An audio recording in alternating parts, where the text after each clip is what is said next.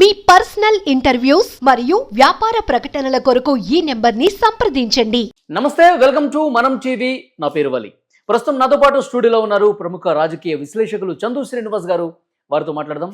చందు గారు నమస్కారం. సార్ నమస్కారం వలి. చందు గారు, వైఎస్ జగన్మోహన్ రెడ్డి గారు మాజీ ముఖ్యమంత్రి. గతంలో ఆయన ప్రవర్తన, ఇప్పుడు ఆయన ప్రవర్తన చాలా స్పష్టంగా కనిపిస్తుంది పవన్ కళ్యాణ్ గారి విషయంలో. కూటమి ప్రభుత్వం వచ్చింది, పవన్ కళ్యాణ్ గారు డిప్యూటీ సీఎం అయ్యారు. అంతకుముందు ఒకసారి మనం అబ్జర్వ్ చేస్తే సార్, దత్తపుత్రుడు దానికి దిగేవాళ్ళు కాదు జగన్మోహన్ రెడ్డి గారు. పవన్ కళ్యాణ్ పేరు కూడా ప్రస్తావించడానికి ఆయన ఇష్టపడేవాడు కాదు. కానీ ఇప్పుడు ఆయన గురించి విమర్శలు కూడా చేయట్లా. ఆయన పూర్తిగా అసలు ఆ పేరు తలుచుకోవడం, దత్తపుత్రుడు ఇవన్నీ అసలు పక్కన పెట్టేసి, అసలు పవన్ కళ్యాణ్ ఉన్నాడా ఈ రాజకీయాల్లో, అసలు ఉప ముఖ్యమంత్రి అయినా అంటే ఇంకా ఏకీవించట్లేదు ఏమైనా పవన్ కళ్యాణ్ గారి విషయంలో. ఈ తేడాను ఎట్లా చూస్తారు సార్ మీరు? గతంలో విపరీతంగా విమర్శలు, ఇప్పుడు కనీసం కిక్కురుమని కూడా ఒక్క మాట కూడా రావట్లేదు. ఎట్లా చూస్తారు? అంటే వలి గారు, మీ ఉపాధిగతలో మీకేమనిపించిందో తెలియదు కానీ తత్వం బోధపడింది అనిపించింది నాకు. అంటే నువ్వు చెప్పిన విద్య కదా నిరజాక్షి అన్నట్టుగా అతను ఎప్పుడు కూడా విమర్శకి ప్రతి విమర్శ చేయలే. ప్యాకేజ్ స్టార్ అన్నా, మ్యారేజ్ స్టార్ అన్నా, దత్తపుత్రుడు అన్నా పవన్ కళ్యాణ్ గారిని, మంత్రులు ముఖ్యమంత్రితో సహా చంద్రబాబు నాయుడు గారు, లోకేష్ గారి కంటే పవన్ కళ్యాణ్ గారిని అనేక రకాలుగా వ్యక్తిగతంగా హననం చేశారు. అది ప్రజలు నచ్చల. అతను వ్యక్తిగతంగా హననం చేయటువంటి ఏంటి, 2014లో ఆ రెండు కలిసింది కాబట్టి నేను ముఖ్యమంత్రి కాలేకపోయాను అనేది బాధ ఆయనలో ఉంది. ఆ రెండు అంటే అనుభవం టీడీపీకి జనసేన సపోర్ట్ చెప్పారు. 2019లో విడిగా పోటీ చేశారు కాబట్టి గెలిచారు. 2024 ఇద్దరు కలవకూడదని చెప్పేసి ఆయన అనుకున్నాడు. కానీ 100% ఇద్దరు కలిశారు. కలయికి కూడా కారణం పవన్ కళ్యాణ్ గారు. ఈ ఇద్దరు కలవడంతో పాటు బీజేపీని కూడా కలిపాడు. దీనికి కూడా కారణం పవన్ కళ్యాణ్ గారు. కాబట్టి ఇవన్నీ ఒక ఎత్తు అయితే కలిసింది, పొత్తు ముందుకెళ్ళింది. నిన్నగాక మొన్న మనం చూసాం, 1 year అయిపోయింది ఆయన జైలుకి వెళ్ళి. ఆయన పెళ్లి రోజు రేపు 20వ తారీఖుకి 100 రోజులు పరిపాలన. ఎంత వ్యత్యాసం, ఎంత తేడా! ఎందుకు పవన్ కళ్యాణ్ పేరు లేనిదే మంత్రులు కానీ ముఖ్యమంత్రి గారు కానీ ఆయన విమర్శించిందని ఎదురపోని పరిస్థితి నుంచి ఈ రోజున అసలు పవన్ కళ్యాణ్ పేరు ఉచ్చరించడానికే ఒక రకంగా భయపడే పరిస్థితి వచ్చింది నేను అనుకుంటా. ఎందుకంటే మొన్న పరిణామాలు మనం చూస్తున్నాం. అంటే ఆయన చెప్పి చేశాడు, జగన్ నిన్ను గద్దె దించకపోతే నా పేరు పవన్ కళ్యాణ్ కాదు, నా పార్టీ జనసేన కాదన్నాడు. అదే పాతాళానికి తొక్కపోతే అని చెప్పి చేశాడు. ఇది వాళ్ళంతా ఇంత ఆవేశం అని చెప్పి అందరూ అనుకున్నారు. కానీ తన ఆవేశం అనే ఆలోచన ఉందనేది అర్థమైపోయింది. ఎక్కడ గెలవాలి ఆయన? ఒక జడ్పీటీసీ కూడా కాదు, ఏకంగా 21 పోటీ చేసి 21 గెలిచాడు. 2 ఎంపీలు గెలిచాడు. దేశ ప్రధాని మోదీని కూడా 3వసారి ప్రధానమంత్రి అవడానికి కారణమయ్యాడు.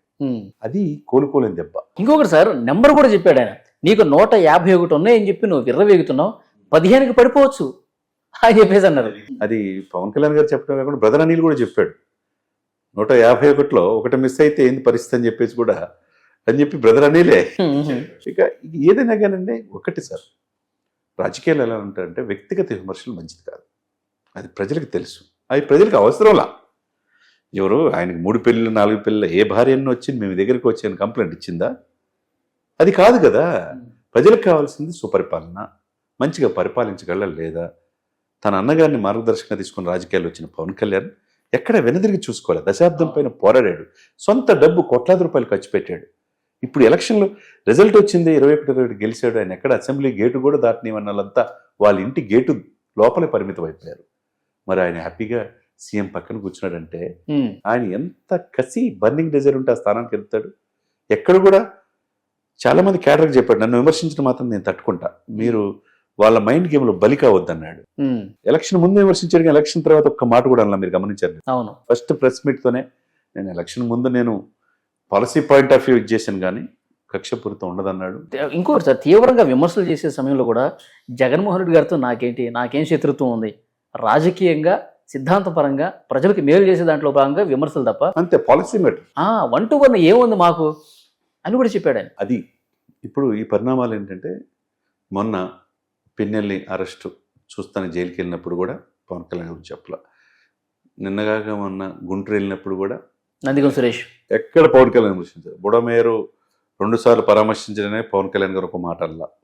క్యాడర్ కూడా ఎక్కడ అంటలేదు, గమనించారు మీరు. ఉమ్, ఒక రోజు ఏదో పొరపాటు పాపం సోషల్ మీడియా ఇంటికి బయటికి రావట్లేదు అనుకోండి, ఎక్కడో ప్యారిస్లో తమిళనాడులో ఎక్కడో ఉంటుంది, ఆమె సోషల్ మీడియాలో పోస్ట్ చేసి నన్ను ఎక్కడ మర్చిపోతున్నారని చెప్పి ఒక కామెంట్ చేసింది. అది పట్టించుకోలేదు. అదే సమయంలో వైసీపీలో కీలకమైన నేతలు కేతిరెడ్డి లాంటి వాళ్ళు అయితే మేము పవన్ కళ్యాణ్ గారి విషయంలో తప్పు జరిగింది, ఆయన వల్ల మేము ఓడిపోయామన్నాడు. పవన్ కళ్యాణ్ అనుకున్న సామాజిక వర్గం తక్కువ అంచనా వేసామని అది అందరూ చెప్తున్నారు. జక్కంపూడి రాజా చెప్పినా, పేరు నాని చెప్పినా కార్యకర్తలు రోడ్డు మీద పడ్డారని వాళ్ళు తెలుసుకున్నారు. ఇదేంటంటే ఎప్పుడు మనం అధికారం శాశ్వతం కాదు సార్. అధికారం ఉండేది 5 సంవత్సరాలే. ఆ 5 సంవత్సరాలు మంచిగా పరిపాలిస్తే మళ్ళీ 5 సంవత్సరాలు ఇస్తారు. 5 సంవత్సరాలు మేము ఏది చెప్పినా జరిగిద్ది అనుకుంటే పొరపాటు.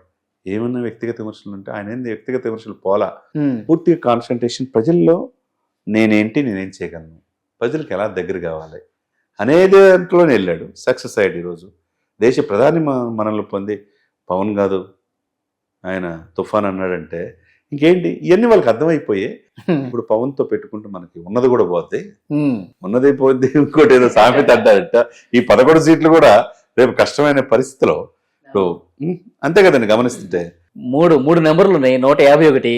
అందులో ఒకటి ఎగిరిపోద్ది అన్నారు. అది ముందు ఒకటే తర్వాత ఒకట అని చెప్పి అనుకున్నారు, కానీ మధ్యలో అయితే ఎగరగొట్టారు. ఇప్పుడు 11 ఇందులో ఒకటి ఎగర కొడితే ఒకటే మిగులుతుంది. చివరికి సొంత పిఠాపురం వెళ్ళా కానీ పవన్ కళ్యాణ్ గురించి మాట్లాడలేదంటే దాన్ని బట్టి మీరు ఏం అర్థం చేసుకోవాలా? భయం. అంతే కదా. అతను ఓడించడానికి సాక్షాత్ ముఖ్యమంత్రి అభ్యర్థి వెళ్ళి ఈమెను గెలిపించిన వంగా గీత నా సిస్టర్ని డిప్యూటీ సీఎం చేస్తానంటే డిప్యూటీ సీఎం అక్కడ ఎవరయ్యారు? వంగా గీత వల్ల. అవును, పవన్ అయ్యాడు. ఆయన చేయటం వల్ల 60,000 మెజార్టీ ముందు 70,700 మెజార్టీతో గెలిచాడు. ఆయన 1,00,000 మెజార్టీ రావాల్సింది 60,000 పడిపోయింది. ఏదైనా కానండి, నోరు ఉంది కదా, అధికారం ఉందని ఇష్టం వచ్చినట్టు మాట్లాడదు. వ్యక్తిగత అన్నం రాజకీయాల్లో మంచి పద్ధతి కాదనే దానికి దీనికి నిదర్శనం. కాబట్టి ఇప్పుడు పవన్ కళ్యాణ్ పేరు చెబితే ఉన్నది కూడా రేపు ఏంట్రా బాబు పరిస్థితి అనే పరిస్థితికి వచ్చారంటే దాన్ని బట్టి రాజకీయాలు అర్థం చేసుకోవచ్చు. కాబట్టి ఎప్పుడు కూడా తనకి తాను తగ్గించుకున్నాడు, హెచ్చింపబడతాడు. బైబిల్లో కళ్యాణ్ గారు చెప్పారు, ఒకసారి కళ్యాణ్ గారు చెప్పాడు. ఆ విధంగా ఆయన ఉన్నాడు కాబట్టి ఈ రోజు ప్రజల మన్ననలు పొంది నాట్ ఓన్లీ ఆంధ్ర తెలంగాణ కాకుండా ఇండియన్ పొలిటికల్ స్టార్ గా. అంతే నిన్న కౌన్ బరేగా కరోడ్పతిలో కూడా ఆయన ప్రశ్న వేశారంటే ఆయన ప్రశ్న ఏంటండి చెప్పండి, ఏ స్థాయికి వెళ్ళాడు పవన్ కళ్యాణ్? ఆయన చూపించడానికి కూడా ఇష్టపడిన ఛానల్ అన్నీ కూడా ఇప్పుడు పవన్ కళ్యాణ్ లేదంటే 100 రోజుల పరిపాలన కాకముందే ప్రపంచ రికార్డు ఒకే రోజు 13,326 గ్రామాల్లో గ్రామ సభలు పెట్టి రికార్డు సాధించారంటే మామూలు విషయం చెప్పండి. అవును, అది వరల్డ్ రికార్డు. అది పరిపాలన, అది చిత్తశుద్ధి, అది కమిట్మెంట్, ప్రజలకి సేవ చేయాలన్న తపన మెండుగా ఉన్న వ్యక్తి కాబట్టి పవన్ కళ్యాణ్ గారికి వాళ్ళు ఇప్పుడు అర్థం తత్వం బోధపడింది. అందుకనే పవన్ కళ్యాణ్తో పెట్టుకోవద్దు, జనసేనతో పెట్టుకోవద్దు. ఇప్పుడు టీడీపీకి వైసీపీ గొడవలు జరుగుతున్నాయి కానీ ఎక్కడ కూడా జనసేనకి వైసీపీ గొడవలు కనపడతలేదు. గమనించండి. అవును, ఎక్కడ కూడా ఎవరిని ఒక మాట అనొద్దు. మీరు పని క్షేత్రస్థాయిలో సార్. ఇప్పుడు దీని వెనకాల జనసేనను మచ్చిక చేసుకుందాం అన్న ఒక వ్యూహం ఏమన్నా కనిపిస్తుందా? ఒకటి మీకు గుర్తు చేస్తాను. గతంలో ప్రశాంత్ కిషోర్ ఒక మాట చెప్పారు, పవన్ కళ్యాణ్ గారితో కూడా చర్చలు జరపడానికి జగన్మోహన్ రెడ్డి ప్రయత్నం చేశారు, జనసేనతో పొత్తుకు కూడా ఆయన వెనకాడలేదు, ఆ రకమైన ప్రయత్నాలు చేయండి అని చెప్పి తన పక్కనున్న అనుచరులకు కావచ్చు, సజ్జల లాంటి వాళ్ళతో మంతనాలు జరిపారు అని చెప్పి ఆయన ఒక కామెంట్ చేశారు. ఇప్పుడు ఈ ప్రజెంట్ సిచ్యువేషన్లో పవన్ కళ్యాణ్ వల్లే మనం ఓడిపోయాం, పవన్ కళ్యాణ్ వల్లే మనం 11 స్థానాలకు పరిమితం అయిపోయాం. ఇలాంటి ఆలోచన ఉన్నవాళ్ళు పవన్తో మచ్చిక చేసుకుంటే ఎట్లా ఉంటుందని మళ్ళీ ఒకవేళ ఆలోచన చేస్తే జనసేన రియాక్షన్ ఏంటి, ముఖ్యంగా పవన్ కళ్యాణ్ గారి రియాక్షన్ ఏంటి భవిష్యత్తులో? ఆ ఆలోచన ఆచరణ రూపం దాల్చదు. ఎందుకంటే పవన్ సీఎం కావాలనుకుంటాను కానీ ఇంకొకరు సీఎం అవడానికి జగన్మోహన్ రెడ్డి సీఎం కావాలని ఆయన కోరుకోలేదు. జగన్ గద్దె దించాలన్నాడు, ఓటు చెల్లుకుని రాజకీయం చేద్దాం అన్నాడు, అనుభవం ఉన్న వ్యక్తి రాష్ట్రానికి కావాలనుకున్నాడు. ఈరోజు ఆయన చేశాడు. అన్నది పరిపాలన భాగస్వామి అయిపోయాడు. రేపు 2028 అవుతాడు, 2029 అవుతాడు. ఆంధ్రప్రదేశ్కి కాబోయే ముఖ్యమంత్రి పవన్ కళ్యాణ్. అది ఎవరు కాదలేదు. అది చంద్రబాబు నాయుడు గారికి తెలుసు, ప్రజలకు కూడా తెలుసు. కాబట్టి అనుభవం ఉన్న వ్యక్తిని చూసి ఇప్పుడు పరిపాలన నేర్చుకుంటున్నాడు అంతే. అంతేగాని వీళ్ళిద్దరు కాదని ఇంకొకటి ఆల్టర్నేట్. ఎందుకంటే ఎక్కడికక్కడ జిల్లాలు మొత్తం తుడిచిపెట్టిపోతున్నాయి. క్యాడర్ అంతా కూడా వెళ్ళిపోతుంది. ఒక్కొక్క జిల్లాలు మొత్తం ఖాళీ చేసి ఎక్కువగా జనసేన వైపు వెళ్ళిపోతున్నారు. ఇప్పుడు క్యాడర్కి ఎవరు ధైర్యాన్ని ఇచ్చేది? ఎవరు కనపడతల్లా. రాష్ట్రపతి పాలన పెట్టాలంటే ఇప్పుడు పెట్టే పరిస్థితి లేదు. కేసులు పెట్టాలంటే ఎట్లా కేసులు పెడతారు? ఎట్లా మ్యాన్ మేడ్ ఫ్లడ్స్ అంటే దానికి ఆధారాలు ఉండాలి కదా. ఏమీ లేకుండా ఆరోపిస్తే జనం ఏమంత అమాయకులేం కాదు. ఇప్పుడు 5 సంవత్సరాలు ఎలక్షన్లు వచ్చే అవకాశం లేదు. 5 సంవత్సరాలు ఓపి పట్టాలా. కళ్ళు మూసుకొని తెరుచుకుంటే 5 సంవత్సరాలు వస్తాయని అన్నాడు కదా. ఉమ్, అదేవిధంగా వెయిట్ చేయాల్సిందే తప్పితే ఈ పార్టీ బలోపేతం కావడానికి ఏ విధమైన సోర్సెస్ ఏం కనపడతల్లా.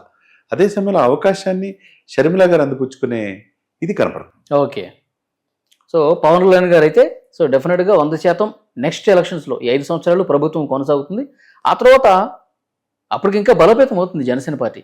సో గ్రామ లెవెల్లో 2014-19 త్యాగం చేసి 19 త్యాగం చేయలేదు, 2014 త్యాగం చేశాడు, 2019 విడిగా పొడి చేశారు, 2024లో మళ్ళా చంద్రబాబు సీఎం అవడానికి కష్టాల్లో ఆదుకున్నాడు కాబట్టి 2028-29 ఎలక్షన్ ముందే పవన్ కళ్యాణ్ గారు సీఎం అభ్యర్థిగా ఈ కూటమి తరపున డిప్యూటీ సీఎంగా లోకేష్ బాబు వెళ్ళే అవకాశం ఉంది. అప్పటికి చంద్రబాబు నాయుడు గారు ఏజ్ అయిపోయే అవకాశం ఉంది. ఓకే, సంవత్సరాలు మంచి పరిపాలన చూసి వీళ్ళిద్దరూ షార్ప్గా తయారవుతారు. చూద్దాం సార్ నెక్స్ట్ ఎట్లా ఉంటుందో. Thank you very much.